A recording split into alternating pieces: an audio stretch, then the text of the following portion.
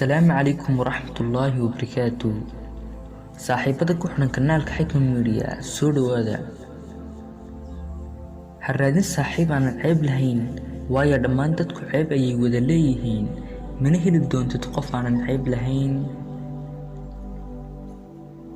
Ka taxadir maagida aad maagaysa dadka waayo taasi sharaftaada ayay hoos u dhigaysaa. waalidiintaada u haw waxa aad jeceshahay inay kuu noqdaan. haddii ay ku carqaladeeyaan ha aargoosan ee cafi waayo cafinta aargoosi ka weyni ma jiro. waqtigaaga ha ku lumin ka fikirada maxay dhaheen iyo maxay ka wadaan waayo adigu bashar ayaa tahay iyaguna waa bashar.